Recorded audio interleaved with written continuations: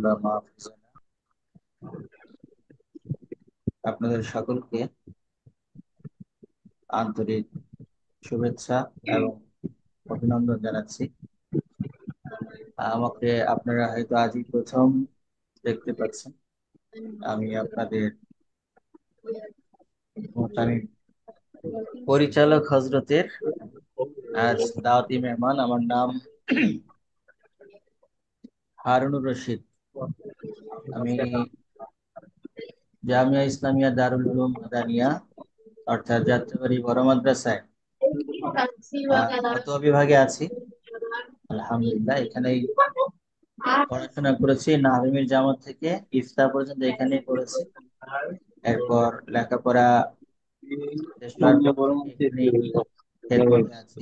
আসাতিজা কেরাম নিজে ছায়ায় রেখেছেন, এজন্য আল্লাহ তাআলার শুকরিয়া আদায় করি। তো আজ ইনশাআল্লাহ আপনাদের সাথে কিছু মুযাকারা করতে যাচ্ছি। ঠিক আছে? আমাদের মুহতামিম হযরত, যে একই সাথে আমার প্রিয় এবং শ্রদ্ধেয়, আর দাওয়াতেই আজকে আসা। আল্লাহ পাক আমাদের একটা ইলমি মুযাকারার ব্যবস্থা করে দিয়েছেন, এজন্য আমরা আল্লাহ তাআলার শুকরিয়া ভাই, জ্ঞাপন যার করি আইডি এবং থেকে আওয়াজ আসছে যে রাশিদুল আল্লাহ ভাই, পাক যেন আমি একটু মিউট করে নেন আমাদের না। এই আলোচনাকে আওয়াজ ইখলাসের আসতেছে। সাথে কবুল করে নেন এবং আমাদের এই যে পারস্পরিক বসা সকালের, এই ভাই, আওয়াজ আপনি মিউটিং করেন, মিউট করে নেন। আওয়াজ শোনা যাচ্ছে? সবাই তো মিউট শোনে না? দ্রুত দ্রুত দ্রুত। সাথী ভাই, অনেকে আনমিউট, সাথী আওয়াজ ভাইদেরকে শোনা অনুগ্রহ যায় করে না। বলতেছি, আপনারা মিউট করে নেন।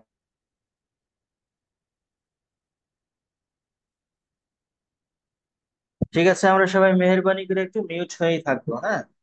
আনমিউট হব না। অনেকের আওয়াজ আসলে ডিস্টার্ব হয়।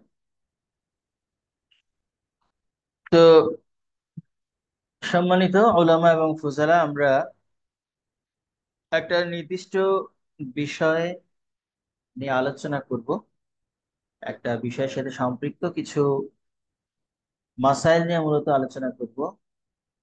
হ্যাঁ, তো সেই মাসলা মাসাইল গুলো ইজারার সাথে সম্পৃক্ত। ইজারা, আমরা সবাই ইজারা শব্দটির সাথে পরিচিত। আল ইজারা, ইংলিশে যেটাকে লিজ বলা হয়, বাংলায় ভাড়া বলে, তাই না? ভাড়া চুক্তি আমরা সবাই জানি। তেমনি আল ইজারা কাকে বলে, ফুকায়ে কেরাম এর সংজ্ঞা তো দিয়েছেনই, সেই সাথে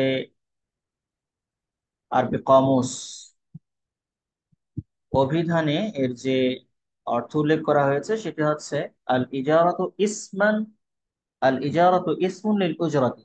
ইজারা কাকে বলে? ইজারা হচ্ছে পারিশ্রমিকের নাম। পারিশ্রমিক, কাউকে কাজে নিয়োগ করে তাকে যে পারিশ্রমিক দেওয়া হয় এটাকে ইজারা বলা হয়। আর ফুকায়ে কেরাম এর একটা ইসতিলাহি তারিফ, পারিভাষিক সংজ্ঞা প্রদান করেছেন। সেই সংজ্ঞাটি হচ্ছে কি, আমরা সেটা একটু জেনে নেই। আপনারা হয়তো পড়েছেন, আলোচনার সুবিধার্থে আমরা এগুলো একটু বলে নিচ্ছি, সুবিধা হবে। তো ইজারার ইসতিলাহি অর্থাৎ পারিভাষিক যে সংজ্ঞা, সেই সংজ্ঞাটি হলো আল ইজারাতু হিয়া বাইউ মানফাআতিন মা'লুমাতিন বিআজরিন মা'লুমিন। ইজারা হচ্ছে যে নির্দিষ্ট মানফাআত, উপকার বিক্রি করা, তাই না?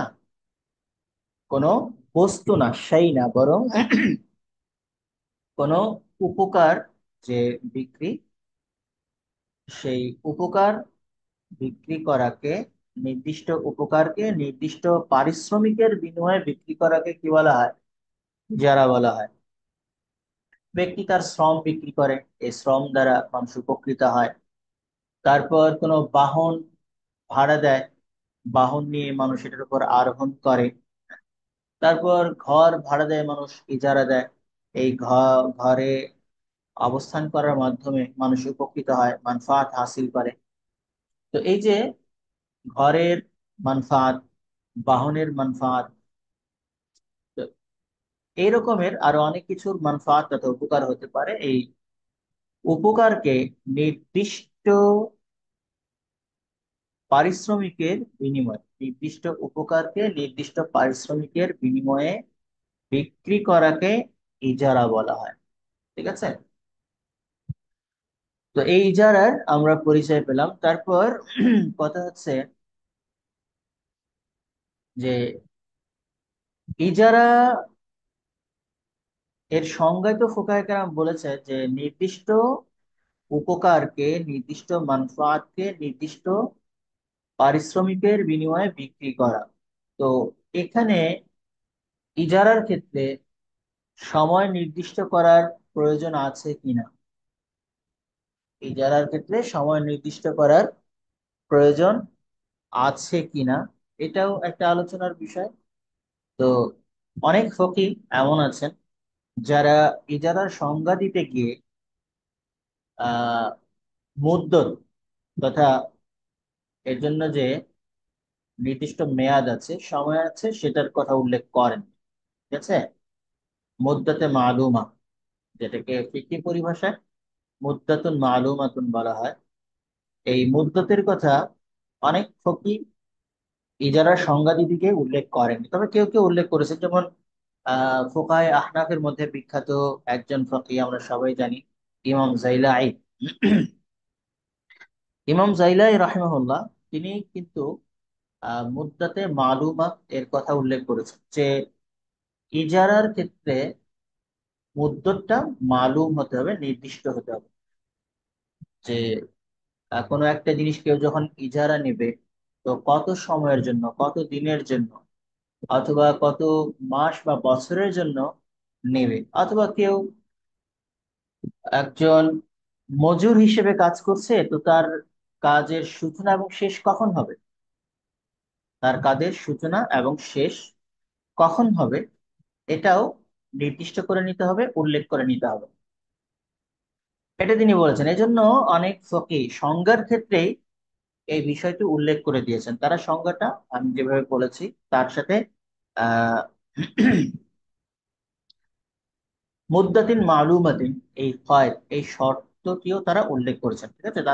তাদের দেওয়া যে সংজ্ঞা, সেই সংজ্ঞাটি হচ্ছে আল ইজারাতু ইয়া বাইউ মানফাআতিন মালুমাতিন বিআজরিন মালুম ওয়া বিমুদ্দাতিন মালুমা। এইভাবে তারা সংজ্ঞা দিয়েছেন। তবে অনেক ফকিহ উল্লেখ করেননি যে ইজারা চুক্তির ক্ষেত্রে মুদ্দাতে মালুম উল্লেখ করতেই হবে, এটা জরুরি না। কারণ মুদ্দাতে মালুমও যদি সংজ্ঞায় উল্লেখ থাকে, এটাকে আমরা বাধ্যতামূলক করে দিই যে মুদ্দাতটা মালুম হতেই হবে, তাহলে সেই ক্ষেত্রে কিন্তু অনেক ইজারা চুক্তির ক্ষেত্রে সমস্যা হয়ে যায়। এমন অনেক ইজারা চুক্তি আছে, বিশেষ করে ইজারাতুল আমাল যেগুলো, সেই চুক্তিগুলোর ক্ষেত্রে সময় উল্লেখ করা হয় না। সময় উল্লেখ করলে সেই সব ক্ষেত্রে আরো জটিলতা দেখা দেয় বা সমস্যা তৈরি হয়। যেমন আমি কোনো অনুষ্ঠান করব, আমার বাড়িতে অনুষ্ঠান আছে, রুটি বানাতে হবে। তো কোনো রুটি বিক্রেতা বা রুটি তৈরিকারী কোনো লোককে আমি বললাম আমাকে 1 মণ আটার রুটি বানিয়ে দিতে হবে। হ্যাঁ, 1 মণ আটা রুটি বানিয়ে দিতে হবে, আমি আপনাকে পারিশ্রমিক হিসেবে 2,000, 3,000 বা 5,000 টাকা দেব। তো এইভাবে কেউ যদি চুক্তি করে, তাহলে তাতে কিন্তু কোনো সমস্যা নেই। ফুকায়ে কেরাম এই ধরনের চুক্তিকে জায়েজ বলেছেন, সঠিক বলেছেন। তো এখানে সময় উল্লেখ করলে সেটা সমস্যা কি? এখানে একটা জটিলতা হচ্ছে যে দেখা যাবে হয়তো ওই লোকটা, যে সময়টা নির্দিষ্ট করা হলো, কোনো সমস্যার কারণে সময় একটু এদিক সেদিক হতে পারে। তো এই জন্য ফুকাহে কেরাম বলেছেন সব ক্ষেত্রে আসলে মুদ্দাতে মালুমা এর প্রসঙ্গটি উল্লেখ করার প্রয়োজন নেই।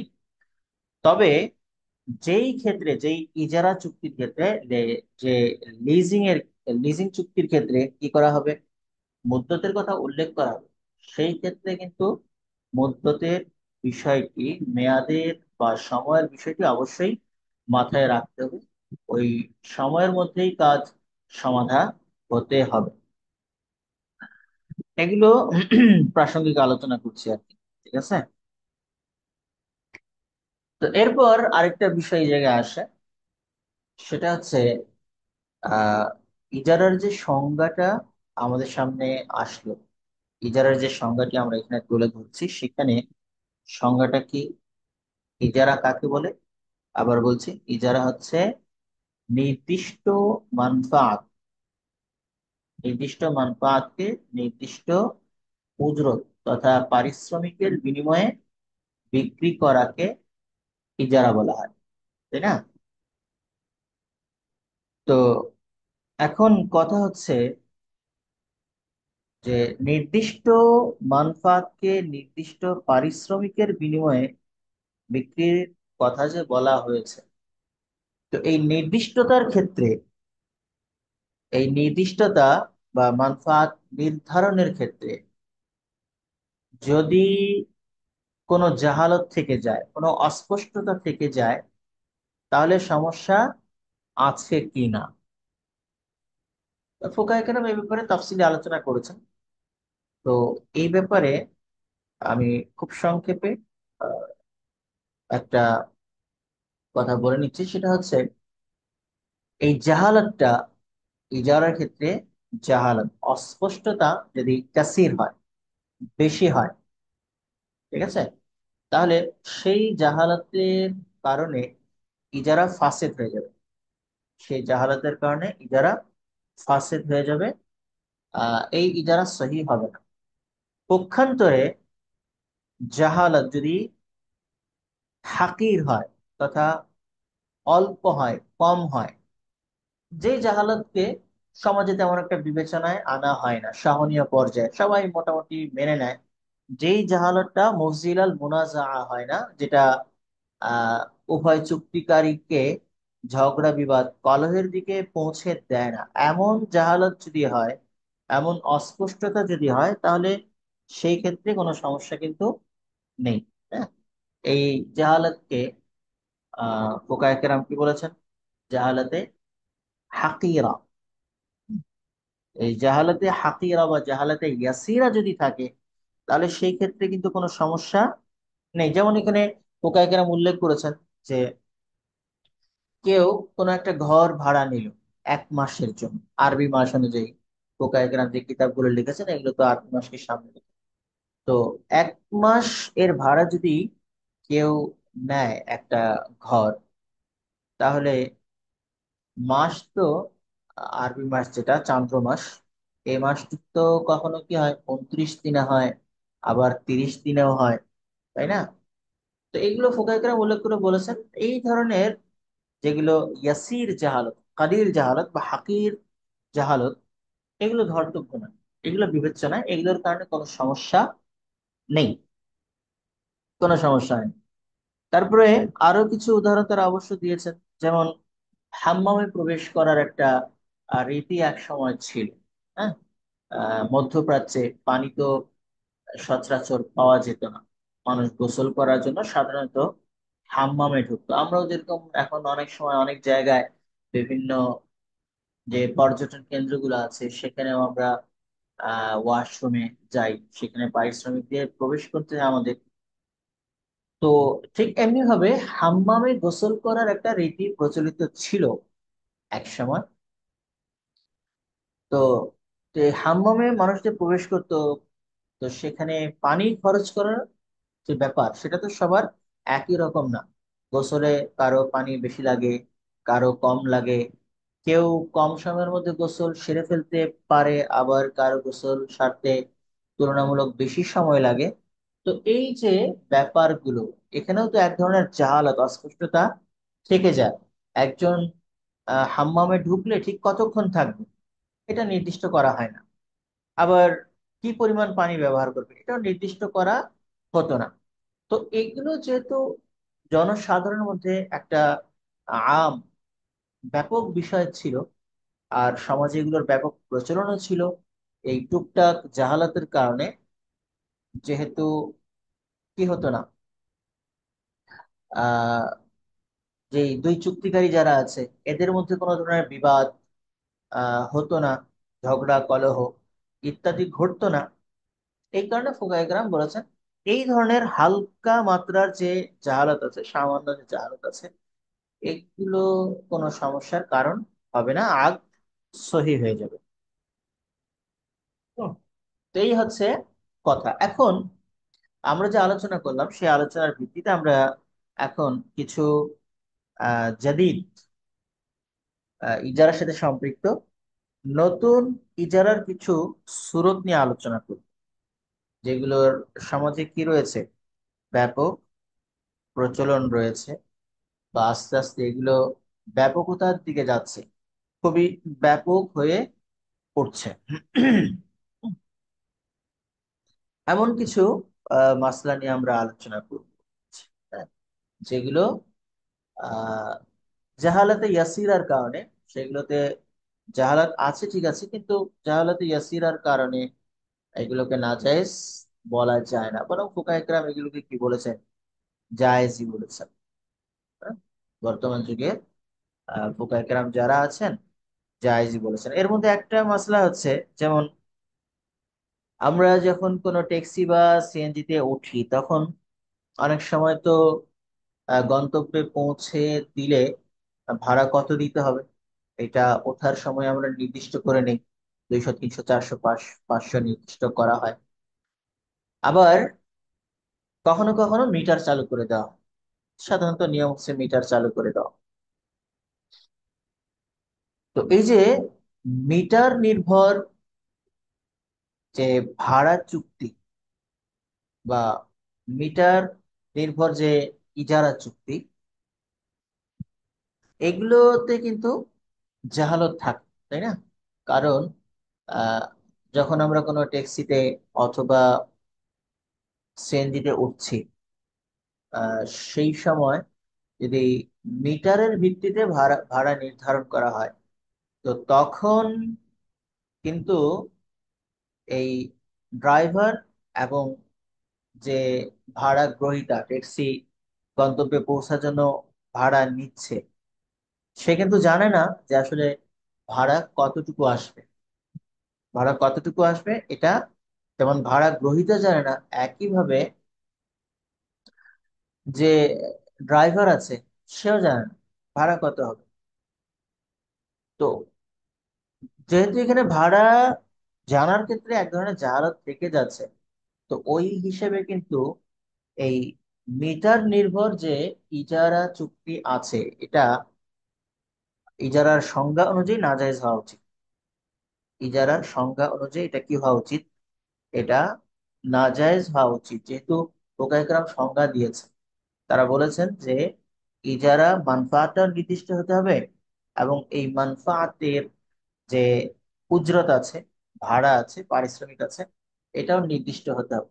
তো মিটারে যাতায়াত করলে, মিটার মিটারের মাধ্যমে ভাড়া নির্ধারণ করলে, তো সেই ক্ষেত্রে আমরা জানতে পারি না, বুঝতে পারি না যে ভাড়া আসলে কত হবে। কিন্তু এগুলো যেহেতু সমাজে ব্যাপক হয়ে উঠেছে, প্রচলিত হয়ে গেছে, এবং এগুলোর কারণে এই যে জাহালতটা, এই এইসব জাহালতের কারণে কি হয় না, আহ চুক্তি যারা যারা করেছেন তাদের মধ্যে কোনো মুনাজা, ঝগড়া কলহ ইত্যাদি যেহেতু হয় না, এই জন্য ফুকাহে কেরাম এগুলো কি বলেছেন, জায়েজ বলেছেন, এগুলো না জায়েজ না। তারপরে এই ধরনের আরেকটা ইজারা চুক্তি, যে ক্ষেত্রে কি হয় না, এই জাহালত পুরাপুরি দূর হয় না, বরং উজরতের ক্ষেত্রে কি থাকে, এক ধরনের জাহালত থাকে। এমন হচ্ছে, এমন একটা বিষয় হচ্ছে যে শতকরা হারে পারিশ্রমিক নির্ধারণ করা। অনেক ক্ষেত্রে হয় পথে ঘাটে মাদ্রাসার জন্য কালেকশন করে, আরো অন্য অনেক ব্যাপারেই কালেকশন হয়। ওইসব ক্ষেত্রে দেখা যায় যে অনেক মাদ্রাসা বা অন্য কোনো প্রতিষ্ঠান থেকে যাকে কাজে নিয়োগ দেওয়া হয়েছে, তার মাসিক পারিশ্রমিক নির্ধারণ না করে, তার মাসিক পারিশ্রমিক নির্ধারণ না করে তার জন্য পারিশ্রমিকটা নির্ধারণ করা হয় কিসের ভিত্তিতে? শতকরা হারের ভিত্তিতে, যে সে যত টাকা কালেকশন করে দিবে, তো এগুলো থেকে শতকরা হারে তাকে 10 টাকা বা 20 টাকা দেওয়া হবে। 30, 40, 50 কম বেশি নির্ধারণ করা হয়ে থাকে। তো এই যে শতকরা হার ভিত্তিক পারিশ্রমিক নির্ধারণ যে করা হয় কালেক্টরের জন্য, এটা জায়েজ না নাজেজ? এই ব্যাপারে আমাদের ভারতবর্ষের অধিকাংশ ওলামায়ে কেরাম কিন্তু এটাকে এখনো পর্যন্ত নাজায়েজই বলে থাকেন। এটাকে এখনো পর্যন্ত নাজায়েজ বলে থাকেন, বা কেউ কেউ জায়েজের পক্ষে মত দিচ্ছেন।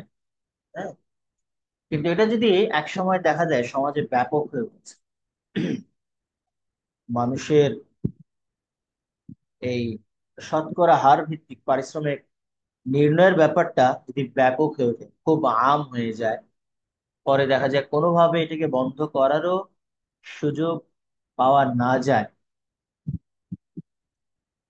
তো সেই ক্ষেত্রে এটাকে তখন কিন্তু জায়েজ বলতে হবে। হ্যাঁ, কারণ মুআমালাতের ক্ষেত্রে অনেক বিষয় ওরফের উপর নির্ভর করে। আপনারা উসুলুল ইফতায় এগুলো পড়েছেন।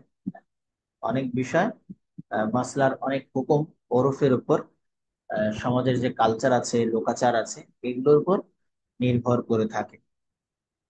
তো অটোমেটিক আসলে অনেক মুফতি, অনেক ফকিহ জায়েজ বলে ফতোয়া দিতে শুরু করেছেন, অনেকে জায়েজ বলছেনও। কিন্তু এখনো পর্যন্ত আমাদের সাধারণত যেসব বড় বড় মাদ্রাসা আছে আমাদের, বিশেষ করে ভারতবর্ষে, বাংলাদেশ, পাকিস্তান, ইন্ডিয়া সহ, তারা এটাকে জায়েজ বলেন না। তারা বলেন যেহেতু এর মাধ্যমে উজরত তাইন হয় না, শতকরা হার ভিত্তিক, এটা অস্পষ্টই থেকে যায়, এক ধরনের জাহালত এখানে থেকে যায়। এই জন্য এইভাবে, এইভাবে বলতে, এই শতকরা হার ভিত্তিক পারিশ্রমিক নির্ধারণ করা জায়েজ হবে না। তবে মনে হয় না এটা নাজায়েজ বলার উপর অটল থাকা যাবে একসময়, কারণ এটা বিভিন্ন ক্ষেত্রেই আমরা দেখতে পাচ্ছি আস্তে আস্তে এটা ব্যাপক হয়ে যাবে। সত্যিকার অর্থে যদি সমাজে এটা খুব ব্যাপক হয়ে যায়, মানুষের সাধারণ প্রচলন এবং রীতিতে পরিণত হয়ে যায়, তো তখন কিন্তু এটাকে জায়েজ বলতে হবে। ঠিক একইভাবে এইভাবে শতকরা হার ভিত্তিক পারিশ্রমিক নির্ণয়ের একটা ব্যাপার আছে স্টেট এজেন্সি কোম্পানিগুলোর ক্ষেত্রে। ঠিক আছে, স্টেট এজেন্সি বলতে যারা জমির কারবার করে থাকেন, জমি ক্রয় বিক্রয়ের কারবার করেন, হ্যাঁ, বিক্রি করেন অথবা কিনে দেন। তো আমাদের বাংলাদেশে অনেক সময় এটা আছে, আবার বিশ্বের অন্যান্য দেশেও আছে, যে ভালো একটা জায়গায় জমির ব্যবস্থা করে দেওয়া, জমি সংগ্রহ করে দেওয়া, এটা কিনে দেওয়া অথবা বিক্রি করে দেওয়া, এটা পরিশ্রম নির্ভর একটা বিষয়, খুবই কষ্ট, দৌড়ঝাঁপ ইত্যাদি করতে হয়। তো এটার পারিশ্রমিকও অনেক সময় মোটা অঙ্কের হয়। তো অনেক সময় এটা পারিশ্রমিক তো নির্ধারণ করা হয় নির্দিষ্ট টাকার ভিত্তিতে, যে আমি আপনাকে জমি খুঁজে দেব, অথবা আপনাকে বিক্রি করে দেব, ক্রেতা সংগ্রহ করে দেব। হ্যাঁ, এই জন্য আমাকে এত টাকা পারিশ্রমিক দিতে হবে। এজেন্ট যারা, আমরা যাদেরকে দালাল বলে থাকি, তারা এইভাবে পারিশ্রমিক নির্ধারণ করে থাকেন। তো এইভাবে যদি পারিশ্রমিক নির্ধারণ করা হয় যে আমি আপনাকে ক্রেতা বা বিক্রেতা জুগিয়ে দেব, ব্যবস্থা করে দেব, আমাকে এত টাকা পারিশ্রমিক দিতে হবে, 50,000, 1 লাখ, 2 লাখ, যাই হোক, এতে তো কোনো সমস্যা নেই। এভাবে যদি পারিশ্রমিক নির্ধারণ করে দেওয়া হয়, তাহলে সেক্ষেত্রে কোনো সমস্যা নেই। কিন্তু পারিশ্রমিকটা যদি শতকরা হারে নির্ণয় করা হয়, পারিশ্রমিকটা যদি শতকরা হারে নির্ণয় করা হয়, তাহলে সেই ক্ষেত্রে বিধান কি? এটা আমাদের দেশেও অনেক সময় হয়, আবার দেশের বাইরে তো আছে, পশ্চিমা দেশগুলো সহ আরো অন্যান্য দেশে এটা ব্যাপক। অনেকটা শতকরা হারে পারিশ্রমিক এর ব্যাপারটা আমি এইভাবে নির্ধারণ করে দেওয়া হয় যে দালাল যে আছে, এজেন্ট যে আছে, তিনি বলেন, আমি আপনার এই জমিটা যেই দামে বিক্রি করে দিই না কেন, আমাকে শতকরা 5 টাকা বা 10 টাকা দিতে হবে। ঠিক আছে? তো এইটার বিধান কি হবে? এইভাবে যদি পারিশ্রমিক নির্ধারণ করা হয়, তাহলে ফুকায়ে কেরাম যে শর্ত আরোপ করেছেন, ইজারার ক্ষেত্রে উজরত মালুম হতে হবে, নির্দিষ্ট হতে হবে। তো শতকরা হারে নির্ধারণ করলে তো এটা নির্দিষ্ট হয় না। শতকরা হারে পারিশ্রমিক নির্ধারণ করে দিলে সেই পারিশ্রমিক তো নির্ধারণ হয় যে জমিনের মূল্য বা বাড়ির মূল্য কত নির্ধারণ হবে। আর শেষমেশ আহ দালাল, এজেন্ট বা ব্রোকার কত পারিশ্রমিক পাবে, এটা তো বিক্রি না হওয়া পর্যন্ত জানা যাচ্ছে না, বা আদৌ বিক্রি করতে পারে কিনা। তো এই কারণে দেখা যায় উজরতটা কি থেকে যায়, উজরতটা মাঝুল থেকে যায়, অজ্ঞাত থেকে যায়। তো এই জন্য দেখা গেছে এই এজেন্ট, ব্রোকার বা দালাল যাই বলি না কেন, তাদের শতকরা হার ভিত্তিক পারিশ্রম নির্ণয়ের বিষয়টাকে অনেকেই নাজায়েজই বলে থাকেন। কিন্তু অনেক ফকি আবার, বিশেষ করে পাকিস্তানের অনেকে আছে, দারুল উলুম করাচি কেন্দ্রিক যেসব মুফতি অনেক কেরাম আছেন, তারা সাধারণত এটাকে জায়েজ বলার পক্ষে। এদের মধ্যে ডক্টর এজাজ আহমদ সামদানি হাফিজাহুল্লাহ আছেন, অনেক বড় মাপের একজন মানুষ ফিকহ বিষয়ে, বিশেষ করে ফিকহুল মুআমালাত নিয়ে তিনি অনেক কাজ করেন। তো তিনিও এটাকে জায়েজ বলে থাকেন। তো এটার পক্ষে অনেক দলিল তিনি পেশ করেছেন যে ওরফে ব্যাপারটা ব্যাপক হয়ে গেছে। আর শতকরা ভিত্তিক যে পারিশ্রমিক নির্ধারণ করা যাবে না, এই ব্যাপারে সরাসরি নসে শরিয়া যেগুলো আছে, কোরআন হাদিসের যে নস, সেই নসের মধ্যে এটাকে কোথাও সরাসরি নাজায়েজ বলা হয়নি। এই জন্য এটাকে আমরা এত কঠোরতার সাথে নাজায়েজ বলতে পারি না। তার এই কথা বলে থাকেন। বিশেষ করে আল্লামা শামী রাহিমাহুল্লাহ একটা কওল তিনি উল্লেখ করেছেন, যে ফতোয়া শামী, যেটাকে আমরা বলি রদ্দুল মুখতার। এই রদ্দুল মুখতারে আল্লামা শামী রাহিমাহুল্লাহ আহ এই দালালের পারিশ্রমিক নিয়ে আহ একটা বক্তব্য উল্লেখ করেছেন, যে মোহাম্মদ ইবনে সালামা অনেক বড় মাপের একজন ফকিহ ছিলেন। তার একটা কথা তিনি উল্লেখ করেছেন যে আরবিতে দালালকে সিমসার বলা হয়, দালালকে সিমসার বলা হয়। তো মোহাম্মদ ইবনে সালামা রাহিমাহুল্লাহ, তাকে এই সিমসার দালালের পারিশ্রমিক নিয়ে প্রশ্ন করা হয়েছিল, যে দালাল জমি কিনে দেওয়া বা বিক্রি করে দেওয়া বা এই ধরনের আরো অনেক কাজ দালালরা করে থাকে, তো তাদের চেয়ে আমল কি পরিমাণ হবে, কয়দিনে তারা খুঁজে পাবে, তারা কয়দিনে জমি খুঁজে পাবে, ক্রেতা খুঁজে পাবে বা বিক্রেতা খুঁজে পাবে, এটা তো নির্দিষ্ট থাকে না। কখনো 2 দিনে পেয়ে যায়, কখনো আবার 20 দিন চলে যায়, কখনো আবার কয়েক মাস লেগে যায়। তো এইভাবে তাদের আমলের যে পরিমাণটা, এটা তো নির্দিষ্ট হয় না। আবার সেই ক্ষেত্রে অনেক সময় তারা শতকরা হারে পারিশ্রমিক নির্ধারণ করে। তো সেক্ষেত্রে তাদের পারিশ্রমিকটাও নির্ধারণ হয় না, কিন্তু এভাবে অনেক জায়গায় প্রচলন আছে। হ্যাঁ, শতকরা হারে পারিশ্রমিক নির্ণয়ের বিষয়, তারপর তার কাজ কতদিন করতে হবে কে জানে। তো এই সব ভিত্তিতে, হ্যাঁ, এই সব সুরতের ভিত্তিতে দালালের যে পারিশ্রমিক, ব্রোকার বা এজেন্টের যে পারিশ্রমিক, এটাকে জায়েজ বলা যাবে কিনা, এই বিষয়ে একটা প্রশ্ন করা হয়েছিল মোহাম্মদ ইবনে সালামা রাহিমাহুল্লাহকে। তো তিনি দালালের উজরত সম্পর্কে যেই কথাটি বলেছিলেন, সেটা ফতোয়া শামীতে আহ 6ষ্ঠ খণ্ডের 63 নম্বর পৃষ্ঠায় রয়েছে, যে তিনি উত্তরে বলেছেন, আরজু আন্নাহু লা বা'সা বিহি, আমি আশা রাখি যে দালালের পারিশ্রমিক নির্ধারণ করায় কোনো সমস্যা নেই। হ্যাঁ, অনেক বেশি দিন দৌড়ঝাঁপ করে একজন দালাল, তাকে কতদিন পরিশ্রম করতে পারে জানা নাই। তো এসবের ভিত্তিতে যে তার একটা পারিশ্রমিক নির্ধারণ করে দেওয়া হয়, আমল তার মালুম না কিন্তু উজরত মালুম করা হয়, এতে কোনো সমস্যা আছে কিনা। তো মোহাম্মদ ইবনে সালাম রাহিমাহুল্লাহ যে কথাটা বলেছেন সেটা হচ্ছে যে আমি আশা রাখি যে এতে কোনো সমস্যা নেই। যদিও এই ধরনের বেশিরভাগ যে আহ কাজ রয়েছে, হ্যাঁ, ওয়াইন কানা ফাসিদান ফিল আসলি লিকাসরাতি তাআমুল, যদিও মূলত এই কারবারগুলো ফাসিদ, ঠিক আছে, আমল নির্দিষ্ট নাই কিন্তু তার পারিশ্রমিক নির্ধারণ করা হচ্ছে। এটা উসুলের বিবেচনায়, হুম, উসুলের বিবেচনায় ইজারার ক্ষেত্রে যে উসুল আছে সেই উসুলের বিবেচনায় এটা কিন্তু নাজায়েজ হওয়া দরকার। কিন্তু তিনি বলেছেন লিকাসরাতি তাআমুল, কিন্তু এটার যেহেতু ব্যাপক প্রচলন হয়ে গেছে, এই ব্যাপক প্রচলনের কারণে এটাকে নাজায়েজ বলা যাবে না।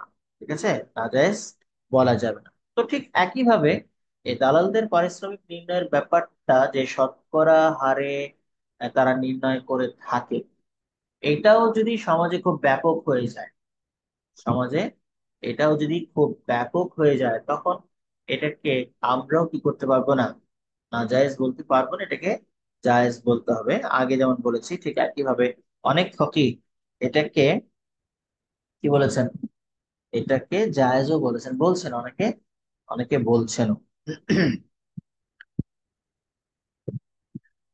যে ওস্তাদ জি, তারপর এটা জি ওস্তাদ জি, এটা আমরা ওই যে কায়দুল ফিকিতে পড়ছি আর কি, আপনি যে কায়দাটা বললেন।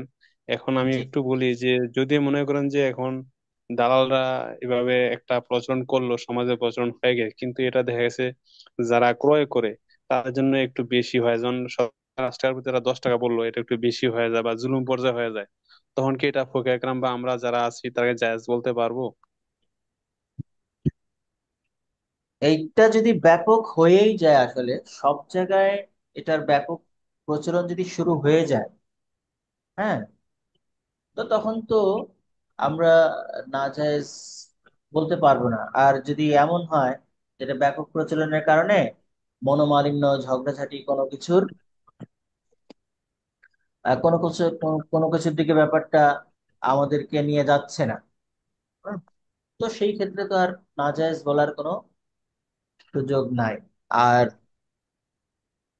আহ যারা গ্রাহক থাকে তারা তো জেনে বুঝেই আহ কোনো কিছু বিক্রি করতে বা ক্রয় করতে দালালদের ধরে থাকে, ঠিক আছে, তখন এটাকে নাজায়েজ বলা যাবে। এটাই বলছি আর কি, দুইটা বিষয় এখানে খেয়াল রাখতে হবে। একটা হচ্ছে সেটা যদি আম হয়ে যায়, ব্যাপক হয়ে ওঠে, আর ব্যাপারটা যদি মফজিল আল মুনাজা না হয়, ঝগড়া বিবাদ কলহের দিকে পৌঁছে না দেয়, তো তখন এটাকে নাজায়েজ বলার আর কিছু থাকে না।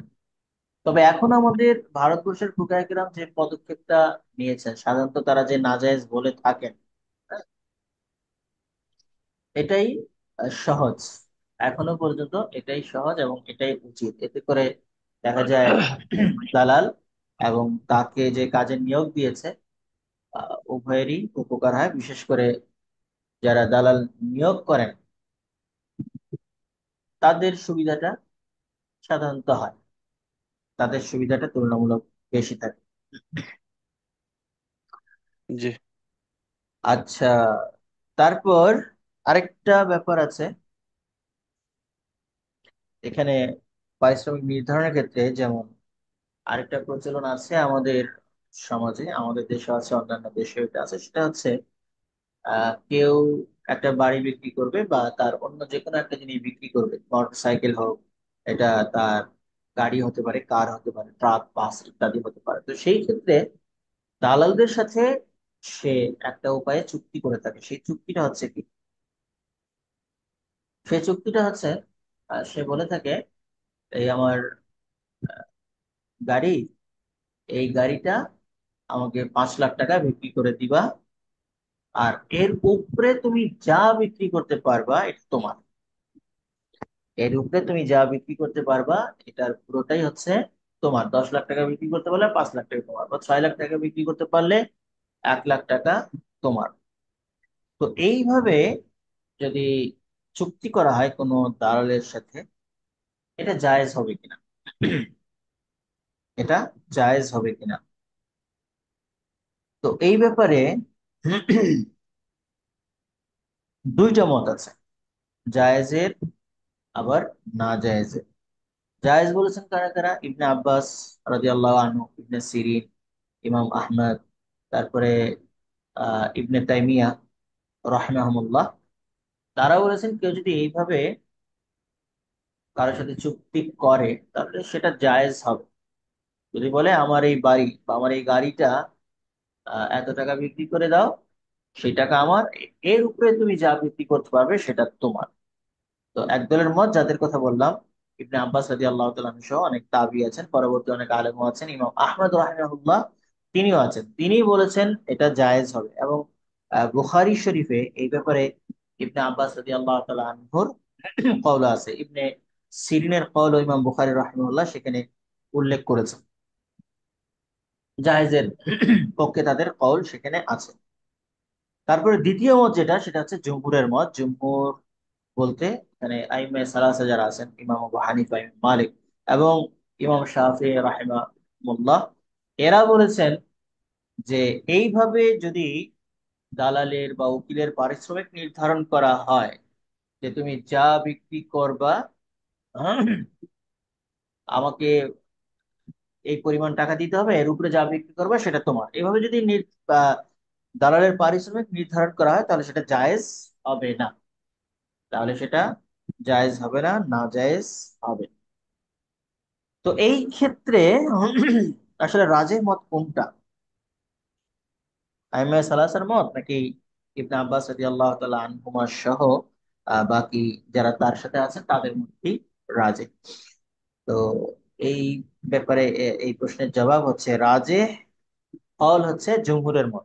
এই ক্ষেত্রে রাজেহ মত হচ্ছে জমহুরের মত। সংখ্যাগরিষ্ঠ ফুকায়ে কেরাম বলতে আইমে সালাসা, ইমাম আবু হানিফ, ইমাম মালিক এবং ইমাম শাফিঈ রাহিমাহুমুল্লাহ, তাদের যে মত নাজায়েজের, সেটাই রাজে। হ্যাঁ, কেন তার ইল্লত তারা বয়ান করেছেন। সেটার ইল্লত হচ্ছে তারা বলেছে এক নম্বর যে কারণ নাজায়েজ হওয়ার, সেটা হচ্ছে আসলে এই পন্থায় আমরা যে পন্থাটির যে বিষয়টি নিয়ে আলোচনা করছি, যে বিক্রেতা বললো আমাকে এই পণ্যটি এত টাকায় বিক্রি করে দিবে, এর উপরে যা বিক্রি করতে পারো সেটা তোমার, এভাবে যদি উজরত নির্ধারণ করা হয়, পারিশ্রমিক নির্ধারণ করা হয়, তাহলে সেই ক্ষেত্রে উজরতটা যে মাঝহুল থাকে এমন না। উজরতটা যে মাঝহুল থাকে, অজ্ঞাত থাকে এমন নয়, বরং উজরতটা অনেক সময় গায়রে ইয়াকিনি হয়। এটা গায়রে ইয়াকিনি। গায়রে ইয়াকিনি বলতে যে দায়িত্ব তো দেওয়া হলো অমুককে যে এই গাড়িটা এত টাকা দিয়ে বিক্রি করে দিবে, তো এমনও তো হতে পারে সে অনেক দৌড়ঝাঁপ, অনেক চেষ্টার পরও এবং অনেক লম্বা সময় নিয়ে চেষ্টা করার পরও কিছুই বিক্রি করতে পারলো না। তো এইভাবে সে 15 দিন, 20 দিন বা 1 মাস বা আরো বেশি সময় চেষ্টা চালানোর পরও যদি বিক্রি করতে না পারে, তাহলে তো সে উজরতি পাবে না। সে কাজ করবে অথচ সে উজরতি পাচ্ছে না, তো উজরতটা গায়রে ইয়াকিনি হচ্ছে। এখানে উজরতটা কি হচ্ছে, উজরতটা গায়রে ইয়াকিনি হচ্ছে। এই কারণে ফুকাহে কেরাম বলেছেন যে এখানে এই ধরনের চুক্তি নাজায়েজ হবে, জায়েজ হবে না। ঠিক আছে। আবার 2 নম্বর কারণ তারা বলেছেন এটা নাজায়েজ হওয়ার, দ্বিতীয় যে ইল্লত দেখিয়েছেন সেটা হচ্ছে অনেকে বলতে পারে এখানে যে ব্যক্তি এইভাবে চুক্তি করলো যে একটা নির্দিষ্ট মূল্যের উপর যত বিক্রি করতে পারবে এটা তার, তো এই ব্যক্তিকে তো আহ মুজারাবা চুক্তির ক্ষেত্রে যে মুজারিব থাকে, শ্রমদাতা, তার উপর কিয়াস করা যেতে পারে, মুজারেব ধরা যেতে পারে।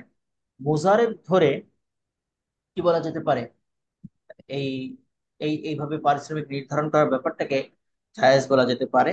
কিন্তু ফুকায়ে কেরাম এই যুক্তিকে খণ্ডন করে বলেছেন যে আসলে এই কারবারটিকে মুজারাবার উপরও কিয়াস করা যায় না। হ্যাঁ, মুজারাবার সাথে এটার মিল নাই। কেন মিল নাই? কারণ হচ্ছে মুজারাবা যদি ব্যবসায় লস হয়ে যায়, মুজারাবায় যদি ব্যবসায় লস হয়, তাহলে লসটা কিন্তু দ্বিপাক্ষিক হয়, মুজারেবেরও হয় এবং রব্বুল মালেরও হয়। ঠিক আছে, মুজারেব লাভ করতে না পারলে সে পারিশ্রমিক পায় না। আবার রব্বুল মালের যদি মূলধন চলে যায়, তাহলে তার মূলধন গেল, মুজারেব তার মূলধন তাকে দেয় না। তো এই জন্য আমাদের আলোচ্য যে মাসলা, সেই মাসলাটিকে মুজারাবার উপরও কিয়াস করা যায় না, কারণ এই ক্ষেত্রে মুজারাবার ক্ষেত্রে রাব্বুল মালেরও লস হয়, আবার মুজারেবেরও লস হয়। লসটা হচ্ছে দ্বিপাক্ষিক, ঠিক আছে, দুই দিকেরই হয়। আর এইভাবে যে চুক্তি করা হয়, এই ক্ষেত্রে যে সাহেবুল মাল, বাড়ির মালিক হোক অথবা গাড়ির মালিক হোক, তো তার কিন্তু সাধারণত লস নেই। তার লস নেই যদি যেই মূল্য সে চেয়েছে ওই মূল্য যদি বিক্রি করতে পারে, তাহলে তো হইলো, সে পেয়ে গেল, এর কমে তো আর বিক্রি করতে পারবে না। হ্যাঁ। আর সেই ক্ষেত্রে সেই ক্ষেত্রে যাকে উকিল নিযুক্ত করা হয়েছে বা দালাল নিযুক্ত করা হয়েছে, সে তো কোনো কিছু পায় না। সে কোনো কিছু পায় না, এই জন্য এই ধরনের কারবারকে এইভাবে পারিশ্রমিক নির্ধারণ করাকে ফুকাহারা নাজায়েজ বলেছেন। আইনে সালাসার মতেও নাজায়েজ, এবং রাজের মতে এটাই, এটা নাজায়েজ হবে। আচ্ছা ঠিক আছে, এটা গেল কয়টা বাজে। আরেকটা মশলা, এখানে আরেকটা একটু মশলা বলে ফেলি, সেটা হচ্ছে এই দালালের ক্ষেত্রে, হ্যাঁ, দালালি আর ওকালতি, ওকালত, তৌকিল, কিছু মিল আছে অবশ্য, কিন্তু পারিশ্রমিক নির্ধারণ ক্ষেত্রে তৌকিল আর যে আহ, দালালি, এই দুইটার মধ্যে কিন্তু পার্থক্য আছে। হ্যাঁ। তাওকিলের ক্ষেত্রে অর্থাৎ ওকালতের ক্ষেত্রে একজন উকিল শুধু তার মুয়াক্কিলের কাছ থেকেই পারিশ্রমিক নিতে পারে। হ্যাঁ। একজনের কাছ থেকে অর্থাৎ মুয়াক্কিলের কাছ থেকে পারিশ্রমিক নিতে পারে, দুইজনের কাছ থেকে নিতে পারে না। আর দালাল যে আছে, দালাল দালাল কিন্তু দুইজনের কাছ থেকে পারিশ্রমিক নিতে পারে। হ্যাঁ। ক্রেতা বিক্রেতা উভয়ের কাছ থেকে পারিশ্রমিক নিতে পারে। যেমন একজন দালাল একজনের জমি বিক্রি করে দিল, তো তার কাছ থেকেও যেমন পারিশ্রমিক নিতে পারে। আবার আহ যাকে জমির সন্ধান দিয়ে দিল বা ক্রেতা, তার কাছ থেকেও কি করতে পারে, পারিশ্রমিক নিতে পারে। এই হচ্ছে উকিল আর দালালের মধ্যে একটা পার্থক্য। উকিল শুধু তার মুয়াক্কিলের কাছ থেকে পারিশ্রমিক নিতে পারে, দুই পক্ষ থেকে নিতে পারে না। আর দালাল দুই পক্ষ থেকে, ক্রেতা বিক্রেতা উভয়ের পক্ষ থেকে কি করতে পারে, পারিশ্রমিক গ্রহণ করতে পারে। এবার আসেন আরেকটা মাসলা নিয়ে আমরা আলোচনা করি, আরেকটা বিষয়, সেটা হচ্ছে আল জিআলা। শব্দটির সাথে হয়তো আমরা অনেকে পরিচিত, হ্যাঁ? আল জিআলা, জিম দিয়ে, আলিফ লাম জিম, আইন লাম, আহ, আইন আলিফ লাম তা, আল জিআলা, যাকে আল জুল বলা হয়। আল জুল, জিআলা মানে পারিশ্রমিক, সাধারণ একটা অর্থ হচ্ছে পারিশ্রমিক। হ্যাঁ? পুরস্কার, উপঢৌকন অর্থ এটা ব্যবহৃত হয়ে থাকে। তো জিয়ালাটা সাধারণত কি, জিয়ালা একটা উদাহরণ দিলে বুঝবো, যেমন অনেক সময় ঘোষণা করা হয় যে আমার অমুক জিনিস হারিয়ে গেছে, কেউ যদি এটা আমাকে পাইয়ে দেয়, খুঁজে এনে দিতে পারে, তাহলে আমি তাকে এত টাকা বা অমুক জিনিসটা পুরস্কার দিব। তারপর কারো কি হয়েছে, বা ঘোষণা করা হলো, সরকারের পক্ষ থেকে ঘোষণা দেওয়া হলো যে অমুক আসামিকে যে ধরিয়ে দিতে পারবে, তাকে 1 লাখ 5 লাখ পুরস্কার দেওয়া হবে। আবার বর্তমানে আধুনিক অনেক স্রোত আছে, যে সরকারের পক্ষ থেকে ঘোষণা হলো যে কেউ যদি তেলের কোনো খনির সন্ধান দিতে পারে বা গ্যাসের কোনো খনির সন্ধান দিতে পারে, তাহলে তাকে এত টাকা পুরস্কার দেওয়া হবে। অথবা অনেক সময় আমাদের কিসের প্রয়োজন হয়, আহ কর্জ, আমি কাউকে ঋণ দিয়েছি, সেই ঋণ উসুল করতে পারছি না, তো সেই ক্ষেত্রে আমি কাউকে দায়িত্ব দিলাম, তুমি যদি আমাকে তার কাছ থেকে ঋণটা উসুল করে দিতে পারো, তাহলে তোমাকে এত টাকা পুরস্কার দিব। অথবা ভালো ডিজাইন, বর্তমানে ভালো ডিজাইন কাপড় চোপড় ইত্যাদি অনেক ক্ষেত্রে, অনেক কিছু ক্ষেত্রে ভালো ডিজাইন কেউ যদি করে দিতে পারে, অথবা ভালো মনোগ্রাম বানিয়ে দিতে পারে, তাহলে তাকে কি করা হবে, এত টাকা পুরস্কার দেওয়া হবে। যে এই ধরনের যে পুরস্কার, এটাকে কি বলা হয়, এটাকে জিআলা বা আল জুল বলা হয়। এটাকে জিআলা বা আল জুল বলা হয়। তো এটা জায়েজ আছে, এই জিআলা জায়েজ না না জায়েজ, এটা আলোচনা করার পূর্বে আমরা একটু জিআলার সংজ্ঞাটা জেনে নেই। যে বিদায়াতুল মুস্তাহিদ যে কিতাব আছে, বিদায়াতুল মুস্তাহিদে এখানে যে সংজ্ঞাটা উল্লেখ করা হয়েছে, সেটা হচ্ছে আল জুলু হুয়া আল ইজারাতু আলা মানফাআতিন মাজনুনুন হুসুলুহা। জোল বা জিহালা হচ্ছে এমন ইজারা, হ্যাঁ, এমন ইজারা যার মানফাতটা হাসিল হওয়াটা সন্দেহপূর্ণ থাকে, যার মানফাত হাসিল হওয়াটা সন্দেহপূর্ণ থাকে। আরো অনেক পক্ষে অনেকভাবে সংজ্ঞা দিয়েছেন। এটা একটা সংজ্ঞা আমরা পেশ করলাম যে আলা সম্পর্কে একটা ধারণা লাভ করার জন্য। তো এটার বিধান কি আসলে, যে আলা জায়েজ না না জায়েজ, যে আলা জায়েজ না না জায়েজ? তো এই ব্যাপারে আইমায়ে সালাসা, অর্থাৎ হানাফি মাযহাব বাদ দিয়ে বাকি তিনটি যে মাযহাব রয়েছে, মালিকি মাযহাব, শাফি মাযহাব এবং হাম্বলি মাযহাব, এই তিন মাযহাবে জিআলা জায়েজ। ঠিক আছে, এই তিন মাযহাবে জিআলা জায়েজ। আর ইমাম আবু হানিফা রাহিমাহুল্লাহ থেকে দুটি মত রয়েছে, জায়েজের কওলও পাওয়া যায়, আবার না জায়েজের কওলও পাওয়া যায়। কিন্তু ফুকাহে হানাফের কিতাবাদিক গুলোতে ইমাম আবু হানিফার এই কওল সাধারণত পাওয়া যায় না। ভিন্ন ফিকহের ফুকাহে কেরাম ইমাম আবু হানিফার কওল উল্লেখ করেছেন, কেউ জায়েজের কওল উল্লেখ করেছেন, কেউ না জায়েজের কওল উল্লেখ করেছেন। আর সাধারণত হানাফি মাযহাব, হানাফি ফুকাহে কেরাম বর্তমানে আহ ফিকহে আহনাফের কিতাবগুলোতে জিয়ালা সম্পর্কে যে বিধান পাওয়া যায় সেটা হচ্ছে তারা জিয়ালাকে নাজায়েজ বলেছেন, তারা জিয়ালাকে নাজায়েজ বলেছেন। তো এখন কথা হচ্ছে আসলে জিয়ালা জায়েজ না নাজায়েজ, এই ব্যাপারে দেখা গেছে আমাদের এই সময়কার সমসাময়িক ফুকাহে কেরাম যারা আছেন, যারা গবেষণা করেছেন এই ব্যাপারে, তারা একটা সিদ্ধান্তে আসার চেষ্টা করেছেন বিভিন্ন দলিলাদিল্লাকে সামনে রেখে। ফুকাহে আহনাফ যে জিয়ালাকে নাজায়েজ বলেন, জিয়ালাকে নাজায়েজ বলেন কারণ কি, এই ক্ষেত্রে আহ আমল যে আছে, শ্রম, একজন ব্যক্তি কতটা শ্রম দেবে, কতটা শ্রম দেওয়ার পর সে এই পুরস্কার বা পারিশ্রমিকের ভাগিদার হবে, এই শ্রম অনির্দিষ্ট থাকে। কারণ গোলামকে খুঁজতে গিয়ে অথবা হারানো বস্তু খুঁজতে গিয়ে তাকে কতদিন দৌড়াদৌড়ি করতে হবে, হ্যাঁ, এটা জানা নেই, আমল মাঝহুল থাকে।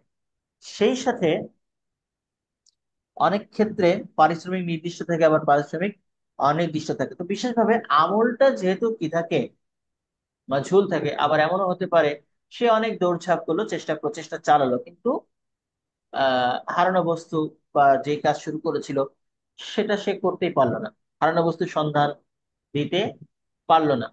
তাহলে কি হবে, তাহলে সে কষ্ট ঠিকই করবে কিন্তু পারিশ্রমিক পাওয়া যাবে না। তো তার আমল পাওয়া যাচ্ছে কিন্তু উজরত সে পাচ্ছে না। তো এটা যেহেতু এক ধরনের গরর, তাই না, এটা যেহেতু এক ধরনের গরর, এই ধরনের এক ধরনের প্রতারণার ব্যাপার এখানে আছে। ফোকায়ে কেরাম যেটাকে গরর বলেছেন আর কি, এই গররের কারণে ফোকায়ে হানাফ নাজায়েজ বলেছেন, জিহালাকে সাধারণত নাজায়েজ বলেছেন। কিন্তু যারা জায়েজ বলেছেন, যারা জায়েজ বলেছেন, জিহালাকে যারা জায়েজ বলেছেন, তাদের দলিল হচ্ছে, তাদের দলিল কোরআন থেকে তারা একটা দলিল দিয়ে থাকেন। এই যে সূরা ইউসুফের মধ্যে আছে, হযরত ইউসুফ আলাইহিস সালামের যে একটা পানির পেয়ালা হারিয়ে গিয়েছিল, সেই পেয়ালার উল্লেখের ক্ষেত্রে ঘোষণাকারী যে ঘোষণা দিয়েছিল, নাফকিদু সুওয়া আল মালিক ওয়া লিমান জাআ বিহি হিমলু বাঈর, ঘোষণাকারী ঘোষণা দিয়েছিল কি, আমরা আমাদের বাদশার পানপাত্র হারিয়ে ফেলেছি, যে ব্যক্তি তা নিয়ে আসবে সে 1 উট বোঝাই পারিশ্রমিক পাবে। এইভাবে ঘোষণা দেওয়া হয়েছিল। এটা এটা হচ্ছে 1 নম্বর দলিল। হ্যাঁ, তো এখান থেকে কি বোঝা যায়, এখান থেকে বোঝা যায় যে এই জিয়ালার ব্যাপার, হারানো বিষয় বস্তু খুঁজে যদি কেউ দেয়, তাহলে আহ এটার পারিশ্রমিক নেওয়া বৈধ আছে। এখন কেউ বলতে পারে এটা তো পূর্ববর্তী শরীয়তের বিধান ছিল, আমাদের শরীয়তে এটা বৈধ কি বৈধ না সেটা তো আর আমরা জানতে পারছি না। ঠিক আছে, আহ হাদিসে তো এই ব্যাপারে কোনো সরাহ সুস্পষ্ট বক্তব্য নাই। তো এটার জবাব হচ্ছে যে, যেটাকে আমরা 2 নম্বর দলিল বলতে পারি, সেটা হচ্ছে আল্লামা জাসসাস রাহিমাহুল্লাহ তার যে আহকামুল কোরআন কিতাবটি রয়েছে, এই কিতাবে এই আয়াতের অধীনে তিনি বলেছেন যে ওয়াশারাইউ মিন মিন ক্বাবলিনা মিনাল আম্বিয়া হুকমুহা সাবিত ইনদানা মা লাম তানসুখ, যে যে আমাদের পূর্ববর্তী নবীদের যে শরীয়ত রয়েছে, আমাদের পূর্ববর্তী নবীদের যে শরীয়ত রয়েছে, সেটার হুকুম আমাদের কাছে সাব্যস্ত থাকবে। আমাদের কাছে এটা সাব্যস্ত, এটাকে আমরা কি করতে পারবো না, প্রত্যাখ্যান করতে পারবো না, যতক্ষণ না এটা মনসুখ হয়। এটা মনসুখ হওয়ার ব্যাপারে মালাম তুনসাখ, হ্যাঁ, যতক্ষণ না এটা মনসুখ হয়, অর্থাৎ মনসুখ হওয়ার দলিল না পাওয়া যাওয়া পর্যন্ত এটাকে কি বলার সুযোগ নেই, এটাকে প্রত্যাখ্যাত বলার কোনো সুযোগ নাই। এই কারণে আহ আল্লামা জাসসাস রাহিমাহুল্লাহ এই বক্তব্য থেকে বোঝা যায় তিনিও জিআলাকে জায়েজ বলতে চান, জিআলাকে তিনি জায়েজ বলতে চান। তারপর মুফতি শফি রাহিমাহুল্লাহ, মারহুল কোরআনের যে লেখক মুফতি তকি উসমানী রাহিমাহুল্লাহ, আর মুফতি তকি উসমানী হাফিজাহুল্লাহর যে পিতা মুফতি শফি রাহিমাহুল্লাহ, তিনিও তার মারহুল কোরআন নামক তাফসিরে তিনি যেভাবে বক্তব্য উপস্থাপন করেছেন তার থেকে বোঝা যায় তার ঝোঁক যেটা, হ্যাঁ, সেটা হলো যে তিনিও জিয়ালাকে জায়েজ বলতে চান। তিনিও জিয়ালাকে জায়েজ বলতে চান। তিনি বলেছেন ফুকায়ে কেরামের বক্তব্য থেকে যদিও জিয়ালার বিষয়টা নাজায়েজ বোঝা যায়, কিন্তু এখান থেকে জিয়ালা জায়েজ হওয়ার বিষয়টি প্রমাণিত হয়। জিয়ালা জিয়ালা জায়েজ হওয়ার বিষয়টি প্রমাণিত হয়, এই কথা তিনি বলেছেন। তার বক্তব্য থেকে মোটামুটি এই বিষয়টা বুঝে আসে, হ্যাঁ। তো এছাড়া আরো যারা জায়েজ বলেছেন তাদের আরো দলিল আছে। সেটা হচ্ছে রাসূল সাল্লাল্লাহু আলাইহি সাল্লাম অনেক সময় সাহাবাই কেরামকে যুদ্ধে উৎসাহিত করার জন্য একটা বক্তব্য দিতেন। সেটা হচ্ছে মান কতালা কতিলান ফাসালাবুহু লাহু, মান কতালা কতিলান ফাসালাবুহু লাহু, যে কাউকে হত্যা করতে পারবে, মানে কোনো শত্রুকে হত্যা করতে পারবে, ফাসালাবুহু লাহু, তো তার যে সালাব, অর্থাৎ তার যে সম্পদ সম্পদ ইত্যাদি রয়েছে সেটা তারই হয়ে যাবে। তো এখানে এখানেও তো ব্যাপারটা পুরা জিয়ালারি, তাই না? এখানেও ব্যাপারটা পুরাই কি রয়েছে, জিয়ালারি ব্যাপার রয়েছে, যে কাকে মারবে, সে মারতে পারবে কিনা, আবার মারার পর কার সম্পদ কতটুকু হবে, বেশি না কম, এগুলো তো কিছুই নির্দিষ্ট থাকে না। কিন্তু এটাকে তো আহ, কেউ কেউ যদি কোনো কাফের শত্রুকে হত্যা করে আর ইমামের পক্ষ থেকে ঘোষণা থাকে তার সালাব, নিহত যে নিহত শত্রুর যে সম্পদগুলো এগুলো তার, তো সেই ক্ষেত্রে তো সেটা গ্রহণ করা জায়েজই হয়। এটা বুখারীর রেওয়ায়াত, আবার মুসনাদে আহমদের মধ্যেও আছে। তো যারা জায়েজ বলেন এই দলিলের আলোকেও তারা যে আলোকে জায়েজ বলেছেন। তারপর আরেকটা দলিল পাওয়া যায় যে আল্লাহর পক্ষে, সেটা হচ্ছে ওই যে কিছু সাহাবী এক জায়গায় গিয়েছিলেন, তো সেখানে তাদের মেহমানদারি করা হয়নি। তারপর ঘটনাক্রমে ওই গোত্রের লোকদের একজন লোককে একটা সাপ দংশন করে। তো তখন তারা সাহাবীদের কাছে এসে বলে তোমাদের মধ্যে কেউ ঝাড়ফুঁক করতে পারে কিনা। তো তখন একজন সাহাবী, নামটা মনে পড়ছে না, তিনি যে কথাটা বলেছিলেন ফালা নাফআল আও তাজআলু লানা জুলা, আমরা ঝাড়ফুঁক করবো না যতক্ষণ না আমাদের জন্য কি করা হয়, জুল, পুরস্কার বা পারিশ্রমিক নির্ধারণ করা হয়। হ্যাঁ। তো 100টা ছাগল না কতগুলো যেন তিনি চেয়েছিলেন। তো তখন তিনি ঝাড়ফুঁক করেন, সুস্থ হয়। আর ওই যে ছাগল যে চুক্তি করেছিলেন 100 না কয়টা, সেটাও তিনি নিয়ে আসেন রাসূল সাল্লাল্লাহু আলাইহি ওয়াসাল্লামের কাছে গেলে আল্লাহর রাসূল এটাকেও না নাজায়েজ বলেন। তো এই হাদিসটিকেও আহ, যারা মুজাওয়িজিন, জায়েজের পক্ষে, জিয়ালাকে যারা জায়েজ বলেন, তারা এই হাদিসের আলোকেও জিয়ালাকে জায়েজ করেছে। ঠিক আছে। তো এইসব দলিলের আলোকে এখন অনেক ফকিহ আসলে জিয়ালাকে জায়েজ বলছে, যে আলাকে অনেক জায়েজ বলছেন। তো নতুন অনেক সুরত আছে আসলে যে আলার। আর শুরুর দিকে আমি বলেছি কয়েকটা, যেমন অপরাধীকে ধরিয়ে দিতে পারলে পুরস্কার ঘোষণা করা হয়। তো এই পুরস্কার না জায়েজ হবে কিনা, তো রাজে ফল অনুযায়ী এটা আসলে জায়েজ হওয়া দরকার, যেহেতু নুসুস দ্বারা জিয়ালা জায়েজ হওয়া প্রমাণিত হয়। তো সেখানে শুধু কেয়াসের মাধ্যমে জিয়ালাকে, শুধু কেয়াস এর উপর নির্ভর করে জিয়ালাকে নাজায়েজ বলার সুযোগ নেই। তারপর খনিজের সন্ধান অনেক দেশে, আমাদের দেশেও কখনো হয়, এটা বহির্বিশ্বে বেশি হয়। কোনো খনির সন্ধান দিতে পারলে সেখানে পুরস্কার ঘোষণা করা হয়। তারপরে ভালো ডিজাইন করে দেওয়ার ঘোষণা দেওয়া হয়। ভালো ডিজাইন যদি কেউ করে দিতে পারে, তো যার ডিজাইনটা পছন্দ হয়, তো সে এই ঘোষণা অনুযায়ী পুরস্কার গ্রহণ করতে পারবে। মনোগ্রাম ইত্যাদি বানাতে বলা হয়। তো এইগুলো এখন তো এগুলো ব্যাপক, তাই না? অনলাইনে বিশেষ করে অনলাইনে বিভিন্ন ধরনের ছবি, নাজায়েজ ছবি না হওয়া যায়, হ্যাঁ, বিভিন্ন ডিজাইন ছবি, উম, তারপরে মনোগ্রাফ বা মনোগ্রাম যে তৈরি করার ওপর যে পুরস্কার ঘোষণা করা হয়। কেউ যদি আহ তখন উপযুক্ত কাজ করে দিয়ে এই পুরস্কার যদি গ্রহণ করে, তাহলে এটা নাজায়েজ হবে না। এটাকে নাজায়েজ বলাটা কঠিন আসলে। বর্তমানে আহ এটাকে জায়েজ বলাই উচিত, যেহেতু খুব ব্যাপক হয়ে উঠেছে। আর এটার কারণে কি হচ্ছে না, ব্যাপারটা মর্জিল আল মুনাজা হচ্ছে না, যে দুই চুক্তিকারীর মধ্যে কোনো ধরনের ঝগড়া কলহ বিবাদ ইত্যাদি হয় না। যে করে সে পুরস্কার পেলে তো আলহামদুলিল্লাহ, খুব ভালো। আর না পেলেও আহ তো তখন কোনো অভিযোগ তার থাকে না। এই জন্য জায়ালাকে বর্তমানে জায়েজই বলা উচিত। তো ঠিক আছে, ইনশাল্লাহ ফুকায়ে কেরাম, 1 ঘন্টা মোটামুটি হয়ে গেছে। আহ ওলামায়ে কেরাম, আপনারা শুনলেন কিছু মুজা মুজাকারা করার সুযোগ হলো আপনাদের সাথে, আলহামদুলিল্লাহ। এর জন্য আল্লাহর কৃতজ্ঞতা জ্ঞাপন করি। পুরো 1 ঘন্টা হয়ে গেছে। আপনাদের যদি কিছু বলার থাকে কারো, সংক্ষেপে আমরা কিছু আলোচনা করে নিতে পারি। জি ওস্তাদ জি, জি। একটু ব্যতিক্রম ধর্মী। আল্লাহ তো বান্দাকে বলেন যে তুমি এটা করতে পারলে এটা পাবা, ওটা কি জিয়ালাতের মধ্যে পড়বে? জি। যে আল্লাহ তো বান্দাকে বলছেন যে তুমি এই কাজটা করতে পারলে এই প্রতিদান পাবা। হ্যাঁ, এখন সে তো চেষ্টা করতেছে কিভাবে জান্নাতে যাওয়া যায়, কিভাবে শহীদ মর্যাদা অর্জন করা যায়, বা এত নেক অর্জন করা যায়। এখন এটা কি কোন হালাতে পড়ে? এটা কোন হালাতের ভাই মধ্যে আল্লাহর পড়ে? কাছে যেটা পাওয়া তো নিশ্চিত, আল্লাহর কাছে এটা পাওয়া তো এটা নিশ্চিত। আল্লাহ, হ্যাঁ, আল্লাহর কাছে পাওয়া নিয়ে এটা তারগিব।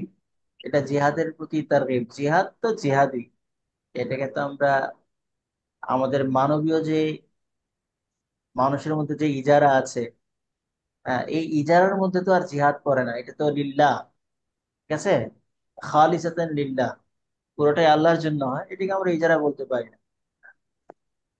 আর কারো যদি শাহাদাত হাসিল হয়েও যায় বা জিহাদে অংশগ্রহণ করে গাজী হয়ে যায়, তাহলেও তো তার জন্য কি রয়েছে, পুরস্কার রয়েছে। আল্লাহর যে ওয়াদা, এই ওয়াদা অনুযায়ী তো পুরস্কার পাওয়াই যায়। আল্লাহ তো নিজের ওয়াদার খেলাফ করেন না। আচ্ছা, ঠিক আছে, আর কারো কিছু উস্তাদ জি, কথা? জি। যে আমরা যে এই যে জমি দালালি যেটা প্রচলিত আছে, ওই পার্সেন্টেজ বা এই আপনার পার্সেন্টেজ হিসাবে, বা এই যে বললেন যে নির্ধারিত করে একটা যেতটা বিক্রি করতে পারে এর উপরে নির্ধারণের উপরে, এটা তোমার বাকিটা আমার, এই হিসাবে তো প্রচলিত আমাদের দেশের মাঝে এটাই চলছে। এখন এটাকে আমরা নাজায়েজ বলতে পারি? আমাদের দেশে কোনটা চলে? আমাদের যেটা ওই যে আপনার 5 লক্ষ টাকার জমি বিক্রি করে দিব, 5 লক্ষ টাকার উপরে যা পাইবো ওটা তার, সেটা নিয়ে যাবে। অথবা পার্সেন্টেজ, যে যে আহ, আপনার লক্ষ টাকার মাঝে যদি 1 লক্ষ টাকা বিক্রি করতে পারে, 1 লক্ষ টাকার মধ্যে তারা 5,000 টাকা দেওয়া হবে, এরকম তো চলছে। 1 লক্ষের মধ্যে 5,000? জি জি। এইটা যদি খুব ব্যাপক হয়ে থাকে, তাহলে তো আর নাজায়েজ বলা যায় না আসলে। হ্যাঁ, খুব ব্যাপক হয়ে গেলে নাজায়েজ বলা যায় না। তবে সাধারণত আমরা ফতোয়া বিভাগ থেকে যে ফতোয়াগুলো দিয়ে থাকি, আমাদের যাত্রাবাড়ির ফতোয়া আছে যে এই শতকরা হারে নির্ধারণ না করে এটা একদম পুরাই তার টাকার অঙ্কটা নির্দিষ্ট করে দিতে হবে, যে এই জমিটা বিক্রি করতে পারলে 5,000, 10,000 বা 20,000 এভাবে। জি। আর আরেকটা, হুম। হ্যাঁ, সাধারণত ফতোয়া আমরা দিয়ে থাকি তার পারিশ্রমিকটা শতকরা হারে না, বরং নির্দিষ্ট করে দিতে হবে। ঠিক আছে? জি, বুঝতে পারি। আর এখনো পর্যন্ত আমরা এই ফতোয়া দিচ্ছি, দালালের পারিশ্রমিক টাকার অঙ্কে নির্দিষ্ট হতে হবে, শতকরা হারে না। 5,000, 10,000, 20,000, যেটাই নির্ধারণ করা হোক, এটা নির্দিষ্ট করতে হবে। জি ওস্তাদ, এখন আরেকটা প্রশ্ন হচ্ছে যে যে এই মুদারাবার ব্যবসা, যেটা ব্যাংকিং যে সিস্টেমটা তারা করে, এই ব্যবসার মধ্যে এই তারা যে নির্ধারণ করে দেয় লাভ্যাংশ, এই সিস্টেমে যদি কেউ ব্যবসা করতে চায় আমাদের অঞ্চলে, আমার এক কমিটি আছে, সে মানে এরকম সুদি লেনদেন করে, সে চাইতেছে ইসলামী ব্যাংকে যেরকম একটা লাভ্যাংশ নির্ধারণ করে দেয়, ওই রকম ভাবে সে যদি নির্ধারণ করে দিলে এটা জায়েজ হবে না? মুজারাবা তো যায়, মুজারাবার নির্দিষ্ট কিছু শর্ত আছে যে যা লাভ হবে একজনের অবশ্যই সমস্যা নেই। টাকা আর আরেকজনের শ্রম, তাই না? এই 2 দিন আগে তো আমার শ্বশুর বাড়ি দিয়েছিল আমার মুজারাবা এক হচ্ছে একজনের টাকা বড় আর ভাই, আরেকজনের বিকেলে বাড়িতে শ্রম। এখন তোমার দিছিল ভাববেন লইয়া হাতের মতো যে দিছিল, ভাত ঠান্ডা দিন শ্রমদাতা বাইরে তো দেও। সে শ্রম দিবে, যা লাভ হবে এই লাভটা নির্দিষ্ট হতে হবে কি হিসেবে, সেটা শতকরা হারে তো অবশ্যই শতকরা হারে ইয়েতে, শতকরা বলতে 50-50, পারবে নিয়ে গেছে এখন 40-60, থার্টি চল ছাই সেভেন্টি, বাত মানে এভাবে 2 দিন এভাবেই আগে করা হোক, আমার দিন হলো এটা জায়েজ, এটা তো কোনো সমস্যা নেই, হাতত দিছিল नहीं राजू भाई रिबन भाई अभी तक सब दे এটা তো एक জায়েজ भाई আছে, होते কিন্তু विदेश তার জন্য একদম হ্যাঁ পারিশ্রমিকটা নির্দিষ্ট করে দেওয়া যাবে বারে না। বারে ডাউন যায়। মুজারেবের জন্য পারিশ্রমিক আমার নির্দিষ্ট বাড়িতে করে লোক দেওয়া আছে যায় না, 2 জন তার খালি যদি তাহলে আপনি পারিশ্রমিক ভাবে কালকে বেশি যাবে হতে পারে ধরেন সেক্ষেত্রে ও আদতে তো বোঝা মুজারাবা যাচ্ছে ফাসিদ না, হবে। রিয়াজুল ভাইয়ের কথা কারণে বোঝা যাচ্ছে না, কি যেন উনি কথা বলছে, আনমিউট করে কথা বলে না। কি শুরু করছে? আমার ক্লাস বিরক্ত লাগতেছে, কি মানুষ নাকি? যে কথা বলছে কিছু বুঝছে ওদের জন্য, ওরা কি বাচ্চা বলা ভাই? ওস্তাদ যতক্ষণ বুঝি নাই যে মুজারাবার যে নির্ধারিত যে টাকাটা তার নির্ধারণ করে দেওয়াটা, লাভ্যাংশ নির্ধারণ করে দেয় যে 20%, এখন 20% তো শিওর না লাভ হইব কিনা, বা লাভ কম হইতে পারে, তো এইভাবে নির্ধারণ করে দেওয়াটা কি ঠিক আছে কিনা? হ্যাঁ, এটা ঠিক আছে, 20%, 30% বা 50% যদি নির্ধারণ করে দেয় তাহলে ঠিক আছে, কোনো সমস্যা নেই। কারণ মুজাহারাবা এটা রাসূল সাল্লাল্লাহু আলাইহি ওয়াসাল্লামের যুগ বা তারও আগে থেকে এখন পর্যন্ত চলে আসছেন। আল্লাহ রাসূল এটাকে নাজায়েজ বলেননি, এর থেকে নিষেধ করেননি, সাহাবায়ে কেরামও করেছেন, এবং এই যাবৎকাল এই কারবারটা চলে আসছে। সাধারণত মানুষের লাভ হয়ে থেকে অনেক সময় লস হয়, লস হইলে সেই ক্ষেত্রে মুজারেব কিছু পায় না। হ্যাঁ, আর লস গেলে তখন রব্বুল মালেরও লস হয়, পুঁজিদাতা যে আছে তারও লস হয়। হুম, এখন আর উস্তাদ একজন কেউ বলে নিল যে আমি ব্যবসার জন্য নিতেছি, টাকাটা ব্যবসার জন্য নিতেছি, কিন্তু আসলে সে ব্যবসা করছে কি না করছে আমি জানতেছি না, দেখতেছি না, এমত অবস্থায় কি তাকে এরকম দেওয়ার পরে সেই ব্যবসা নাও করতে পারে, তাহলে কি আমার এই টাকাটা ভেবে দেওয়াটা বা লাভ্যাংশ নেওয়াটা কি জায়েজ হইবে? ব্যবসা না করলে আর লভ্যাংশ নেওয়া জায়েজ হয় কিভাবে? সে ব্যবসা না বলছে করলে আমি তো তো আর দেখি না, আমার দেখার শর্ত কিনা। দেখা, খোঁজ তো নিতে হবে,